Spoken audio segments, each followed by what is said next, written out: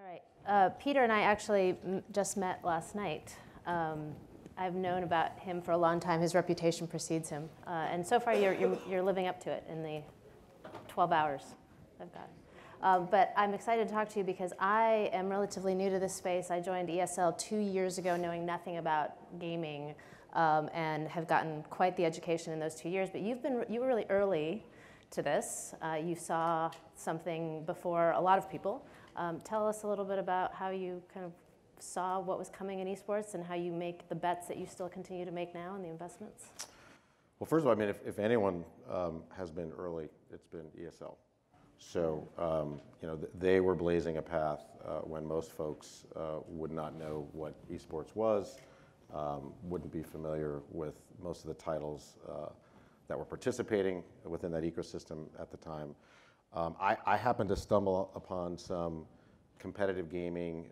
I was an A-round investor in GamesBeat Industries way back in the day before we sold it to IGN and then News Corp. And we dabbled with some competitive gaming back then before bandwidth was commoditized, so the more people who would show up to our goings-ons, the more money we would lose. But we knew that it was to be a thing. And this was, Quake and Doom and Half-Life and really fun competitive titles with some breakout personalities. But the infrastructure was not ready for it. So kept an acute eye on it. And then once I landed at Lionsgate, just a very entrepreneurial environment allowed for us to be the first studio to place a bet. Yeah. And the first very small but strategic bet that we made was participating in the seed round with Royce Cini, who spoke earlier. There he is, his puffy jacket. And we were just extremely excited about what they were doing. Native mobile team, playing around with live streaming, focused on mobile gaming, which again, they were early and now they're really hitting their stride as mobile is hitting its stride with respect to competitive gaming. And then we invested in Immortals, esports franchise. I've heard of them, I think. Yeah, it's a thing. Yeah. And I serve as chairman there. We're one of the major shareholders along with AEG and Mike and Gregory Milken, our partners there, Steve Kaplan as well. So a lot of firepower behind that particular asset, a lot of fun. We compete in titles like Overwatch, which again, we've seen now Bobby Kotick and Nate Nanzer set the bar very high for the industry at large. Counter-Strike, Dota 2, and Super Smash, and now in mobile, Arena of Valor. And as of last week, we announced Clash Royale as well. So we're extremely excited about where that is going. Long-windedly, just happen to be at an environment like Lionsgate where, they've let us somewhat run amok in a positive way, getting early and far upstream. So everybody knows, obviously, that this is the hot thing now. What do you think people don't know about esports that you see that people might find surprising? I would say that the engagement metrics are so wildly compelling, and you're dealing with, and I speak to this a lot, but it's important for us as a media company, an extremely elusive demographic, and probably the most attractive demographic. So for marketers, this is somewhat of the holy grail, a moment in time. So they're doing whatever they can to stay in front of and contextually engage. But the amount of time, I mean, those who have people on your team, some of them are contributing to those metrics, and that's just a scary thought. Because the engagement metrics, the amount of time and resources and money that the gamers spend within these environments is fantastic. But still so much room to grow, right, compared to professional sports or anything? Yeah, I mean, it's truly one of the only global competitive activities there is. I mean, and not as an esport currently, but even if you look at some of what's happening with the PUBGs and the Fortnites, these are titles that, sure, there's some competitive activity around it, but just in the zeitgeist, right? The amount of folks that are talking about it. I mean, Overwatch, when I'm, pimping their swag, but when I wear this stuff out, the amount of parents or kids that will come up and broach a conversation with you about it is fascinating. But again, if you look at, you've got soccer, you've got, to a degree, basketball, martial arts, and esports that can literally span the globe, all continents, rise above the noise, and in particular in markets, where there hasn't been console penetration, like China, like Brazil, parts of Eastern Europe. It's really taken a hold in a very unique way. Yeah. And we just announced our ESL tournament in Brazil, and the ticket sales just in the first hour were insane. And again, it's just been pent-up demand in these markets that haven't had that. So I'd throw back to you, because again, you guys were first actor in the theater.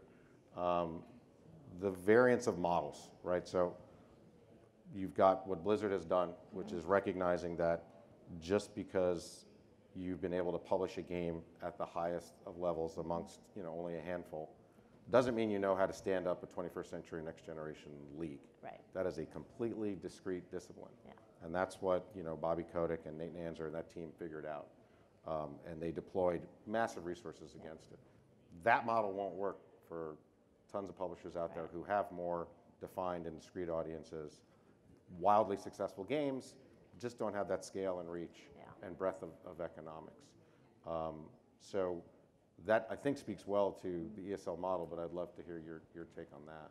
Yeah, what attracted me specifically to ESL is when I was being recruited, I spent some time with Ralph Reichart, our CEO, our global CEO, and he talks so passionately about the reason he does this is not about any one game, any one platform, any one distribution model, but for the love of esports. He so wants this to be, he calls it the perfect spectator sport, and he so wants this to be so massive and really is very agnostic about which sport, which community, which country, any of it.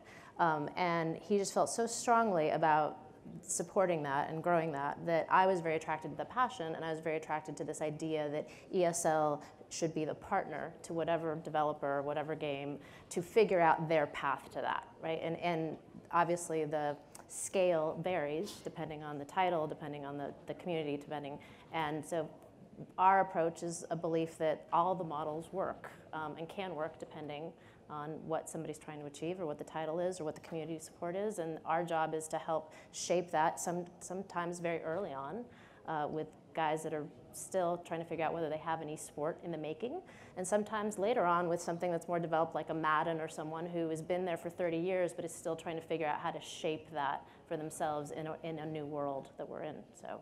Yeah, I mean, your event in Katowice, Poland was the forensic photographic evidence. I stood in front of, with Stephen Roberts, your former colleague, who's now running esports at PlayStation. Got to plug him, good guy. But the sea of humanity waiting to get into, I mean, there was more people that showed up for that event in Katowice than lived in Katowice. Yeah. So the amount of people that were coming in from all over Europe, but that shot of that sea of humanity is what I used to send back to Lionsgate headquarters. And I'm like, just zoom in on the demos too. Yeah, I just got back. I was just there. It was really cold. And at 6 in the morning, I opened the blinds in the hotel, and there were easily 4,000, 5,000, 6,000 kids, really, lined up in negative degree weather, waiting to get in. Part of that is they have to line up for certain free tickets for the arena. But it was insanity who comes out and what they will endure to get into those things. Yeah. Indeed. And I think, part of what we were talking about earlier that has yet to happen in a holistic way where it's risen above the noise is the content strategy around esports. Yep. And so I think like other sports, Hard Knocks and the NFL, right? So you've got games that are broadcast across multiple platforms into multiple countries, and then you have a format where you're allowed to get invested in these players' personalities. You watch them, through camp. You watch the conflict. You watch, players' careers rise, and you watch, unfortunately, athletes get cut. And it's very dramatic. It's very emotional. And the same thing happened with what the Ultimate Fighter did for Ultimate Fighting. Yeah. You know, the UFC was in the red before the Ultimate Fighter aired on Spike, you know, way back when. And that show allowed for us as an audience to get invested in those competitors, those athletes. And, you know, we as Lionsgate, as a pure content play, that's very exciting to us. The ceiling that's left to play with respect to developing premium content around these teams, Yep. You know, these competitors, these athletes, to coincide with the obvious, the live events, and getting people that much more invested. And I do think, you know, because I think I told you this, but the first night of competition ever for the Overwatch League, it was our team, the LA Valiant, versus the San Francisco Shock. We won, go LA Valiant. And I brought a dozen or so of our senior most executives from Lionsgate to watch that event. And I mean, they all, you know, left drinking the Kool-Aid, but so much of what they appreciated was the kids in the audience with the thunder sticks, wearing jerseys, you know, super invested in the players. It was very reminiscent to those, you know, who grew up with much more traditional sport in mind, of those tropes that they were familiar with. And yet at the same time, just the scale of it all, the mastery of it, the metrics, the real-time data that was being provided, you know, they clearly had seen the future. Yeah, I think, obviously, I think we're very, very early days, and I don't think anybody, as you and I were talking about earlier, has figured out exactly the perfect way to story tell around esports outside of the live streaming events. And I think that's exciting, right, is to figure out how do you come at this in a way that preserves the excitement and authenticity and all of that, but then extends that to deeper storylines and broader audiences, makes it so that people like me understand why that move was the coolest move ever. I think there's a lot of opportunity yet to figure that out, and I don't think anyone's done it yet. So I'm hoping at ESL, you know, we've done some programs with Hulu, we've done some stuff for Disney, we're now working with you guys, hopefully, on some stuff. So I'm excited to see how we marry these worlds together and really extend it. I keep telling my guys, I have about 100 people in the US, mostly young men, who all have a second screen on their desk. They're always, you know, streaming something. And I keep telling them there will be a day where you will not be able to sit and watch this content at work or at home. You're going to need a different format for it. You're going to need it condensed. You're going to need highlights. You're going to need other stuff. And we're the company that can hopefully help do that for you.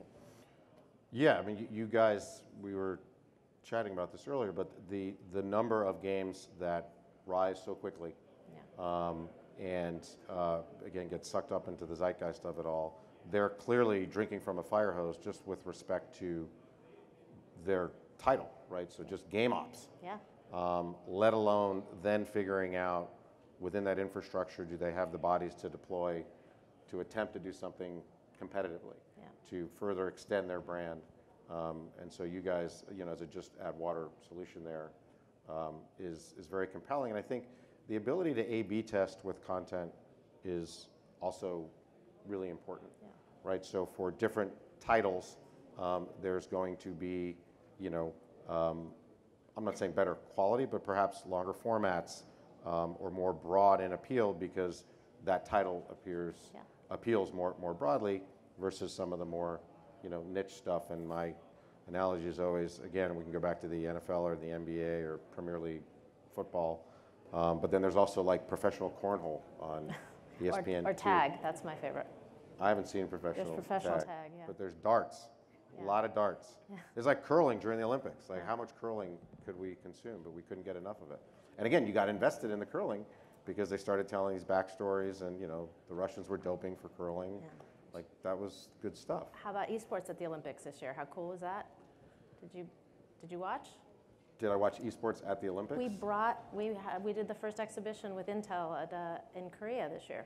StarCraft tournament. I missed that, but I do see it coming. It's coming. Yeah. Absolutely. And again, it's the amount of time, you know, when I look at our teams, and in particular the teams that reside on our Culver City-based campus, you know, they work out together, they have a nutritionist, they do, you know, yoga together, not all of them. But the amount of kind of mental discipline that goes into what it is that they do, I think is becoming less underappreciated. But there's a lot of work to be done there for people to understand how much goes into what it is that these competitors are putting together. All right. So we have a few more minutes left. This panel was called The Dawn of a New Sport. I question whether it's really the dawn. Like you said, this has been going on for multiple decades now. But any predictions for the next, call it 12 months? Anything to watch? I think, like there's a lot of talk of, is it the shiny new toy?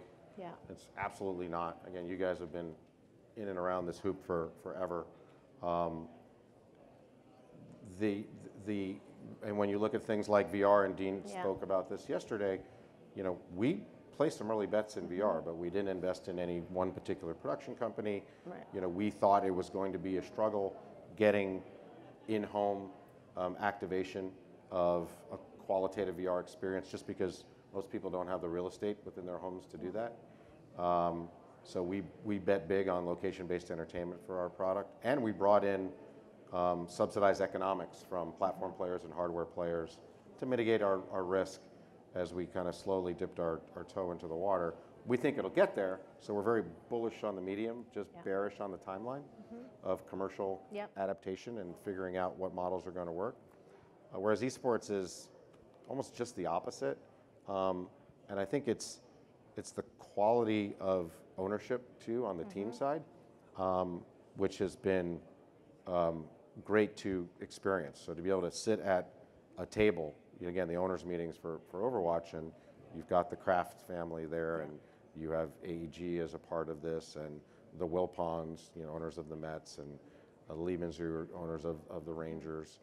You've got you're kind of name dropping now. But. Yeah, what Kent and company have done in Seoul it's that quality, and to have owners where it isn't being treated as a shiny toy or something that they're going to subsidize for their son or daughter, as a fun asset to play with, but the seriousness with which everybody is activating against these investments. I think that you're going to continue to see that, and so whether or not other publishers embrace the city-based model, that Activision Blizzard deployed, I don't know, but it seems to be generating that market tension that they set out to accomplish in spades. So the forensic metrics on what they've been able to do are extremely positive. But there's a bunch of different models to be played with. I just think the more quality owners that come into the fray, as well as, again, the publishers, if they're going to do this themselves, bringing on the right type of human assets, right? So folks that clearly understand what's going on the game side and can interact with the games ops and everyone on the creative side and publishing side, but bring that other acumen to the table. Live events on a global scale, how to interoperate with your marketing partners, your distribution partners, your platform partners, and even other titles that are out there to cross-collateralize. I think that trend is going to continue, and that's very positive for the industry overall. Cool. That's great. I think we're Thank done. you. I think they're going to kick us off. Thanks.